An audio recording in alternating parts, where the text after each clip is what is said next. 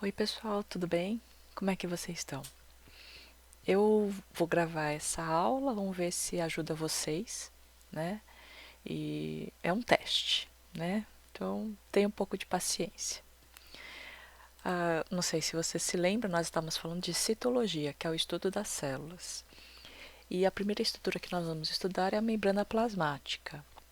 Antes de falar da membrana, vamos lembrar só o que era uma célula procarionte.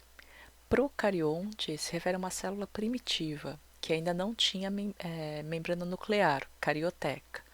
É o exemplo das bactérias. Então, aqui embaixo, ó, você tem uma foto com várias bactérias, cada aqui uma dessas é uma bactéria. Esse aqui é um aumento mais ou menos de 500 vezes.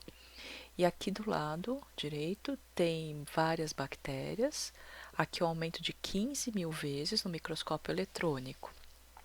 E aqui uma representação esquemática do que deve ser uma bactéria. Então tem aqui membrana plasmática, citoplasma, e o material genético, o DNA, está solto no citoplasma. Portanto, esse DNA seria o genoma da bactéria. As bactérias, além desse DNA, têm também aqui um plasmídio. O plasmídio também contém informações genéticas. Então, eu poderia dizer que na bactéria eu tenho o genoma, desculpa, ele é formado por duas estruturas, o DNA e o plasmídio.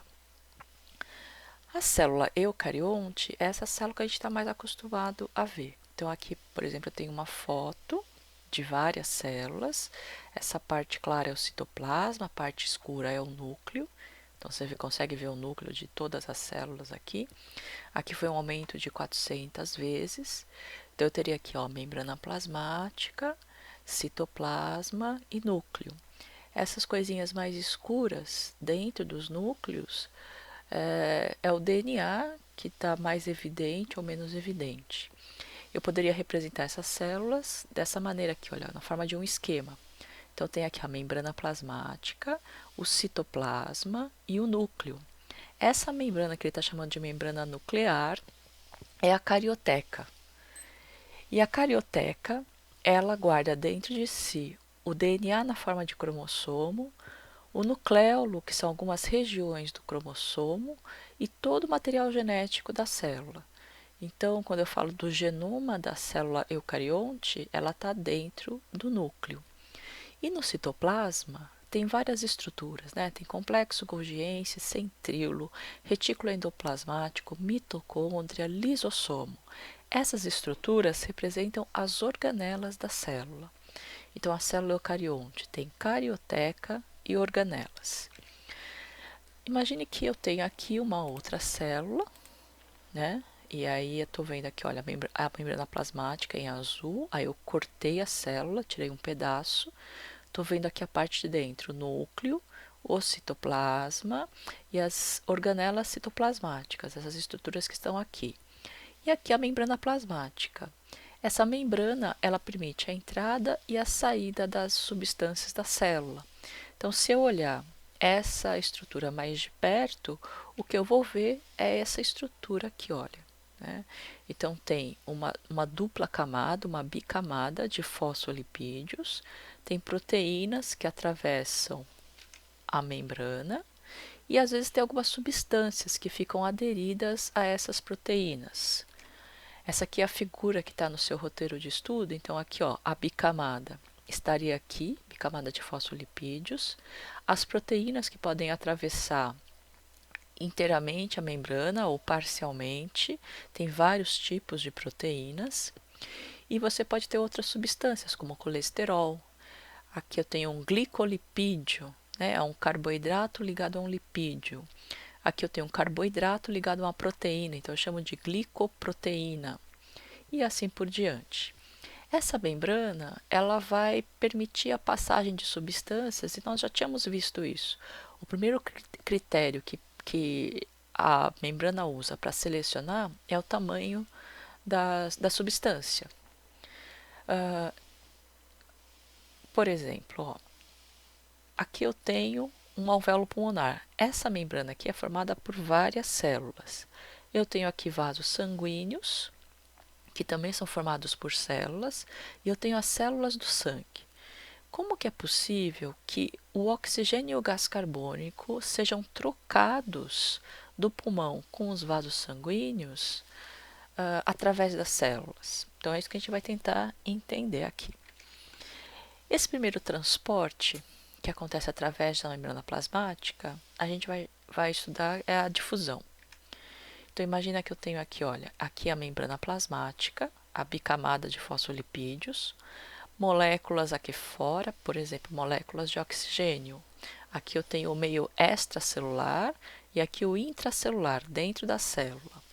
Então, como fora eu tenho uma quantidade maior de moléculas do que dentro, com o passar do tempo, o que vai acontecer? Essas moléculas vão começar a atravessar a membrana plasmática e ir em direção ao citoplasma. Por quê? Porque existe uma tendência das moléculas chegarem ao equilíbrio. O equilíbrio é ter a mesma concentração dentro e fora da célula. Isso acontece sem gasto de energia. Imagine, por exemplo, que eu tenho um copo de água e eu coloque aqui uma colher de sal. Se eu deixar esse copo parado, sem fazer nada durante um tempo, as moléculas de sal elas vão se espalhar por toda a água. E aí eu vou ter uma água salgada por igual. Então, eu vou ter uma parte mais salgada que outra. Esse processo de espalhamento das moléculas de sal de uma região mais concentrada para outra menos concentrada, eu chamo de difusão.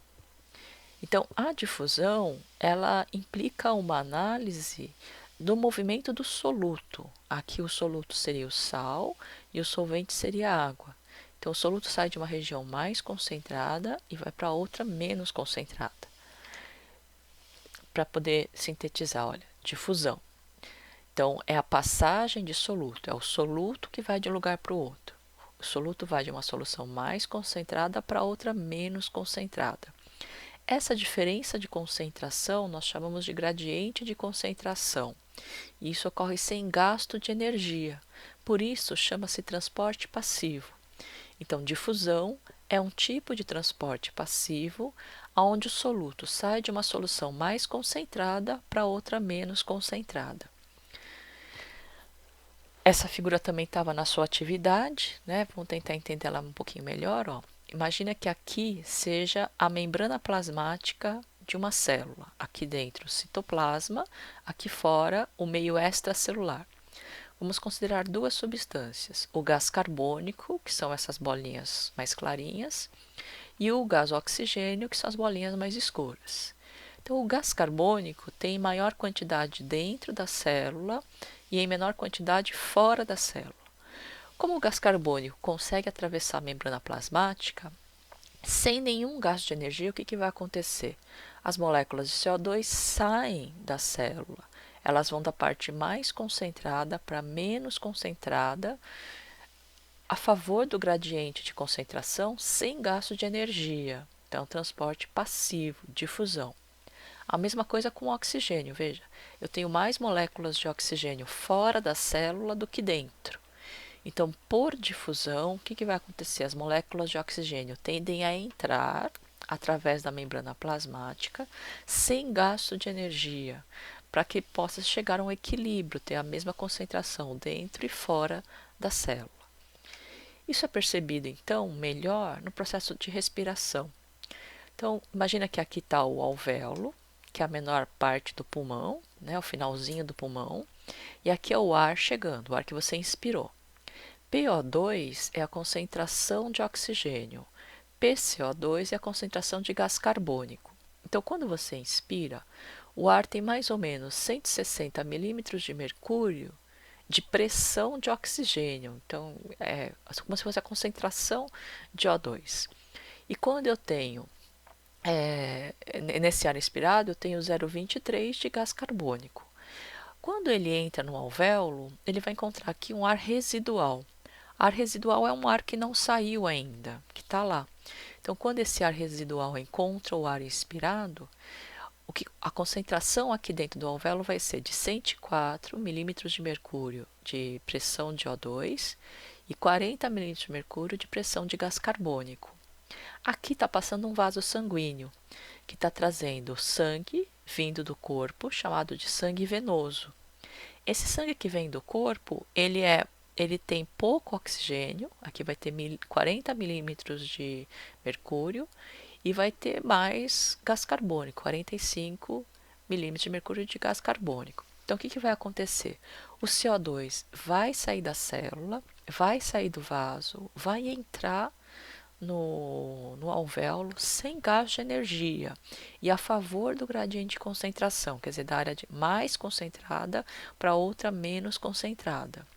E o O2? O O2 está aqui, olha, com 104 milímetros de mercúrio e aqui só tem 40. Então, o O2 vai sair do alvéolo, atravessar o alvéolo, passar pelo vaso sanguíneo, entrar na hemácia e ser levado pelo sangue, também sem gasto de energia. Então, este processo, que é onde o gás carbônico é deixado no alvéolo e o O2 é absorvido, ocorre por difusão, sem gasto de energia. Bom, pessoal, espero ter ajudado vocês. Qualquer dúvida, me escreva. Cuidem-se aí, hein? Fiquem bem. Beijo.